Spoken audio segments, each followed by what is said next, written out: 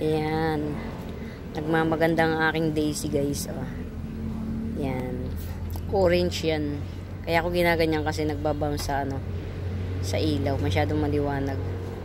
Orange talaga yan. Pag tinanggal ko yung kamay ko, tingnan yung kulay niya. Oh, putla.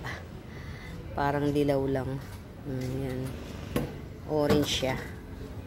Nagmamaganda ang aking daisy. Ayan. Ang hirap buhayin ito, guys. Para sa akin ha. Ewan ko lang sa iba. Tapos yan. May mga may mga nasa seedling bag.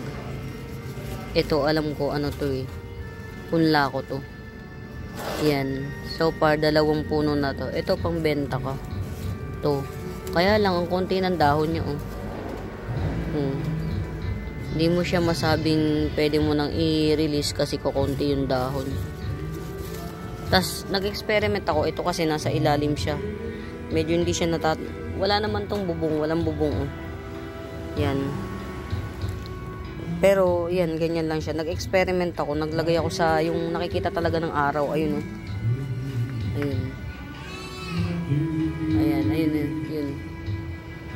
Oops. Yan. Yung isa, umokay na buhay. Yung isa na, siya, na Luz Valdez. Yun. Nabuhay yung isa. Yung isa na Luz Valdez. Kaya, ewan ko lang, malalaman natin kung anong kahihinatnan. Pero ang hirap, magsimula nung bumili ako nito, Daisy, wala pa akong wala. Actually, wala akong nabenta. Parang binigay ko lang.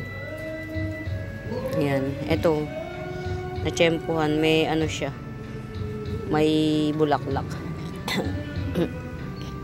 Kulay orange. Meron akong hindi ko alam kung may dilaw pa na natira. Orange at saka dilaw. Yan. Yan guys oh. Ito. Mga porlis. Pero sa pa to? December pa. Yan. Nagsiksikan ng halaman namin kasi ginawa ito eh. Ito paborito ko. Hindi ko alam yung tawag. To eh, nagbabine. Naipri ko yung isa niyan eh. Ito, napri ko siya. Naipapri ko. Yan, pagbata pa yung dahon niya, ganito siya.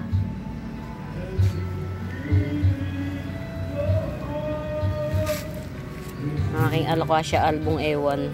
Hindi ko maintindihan. Mas lamang yung green kaysa sa white. Hindi ko alam kung kulang sa araw o sobra sa araw. Hindi ko alam. Yan. Parang video lang.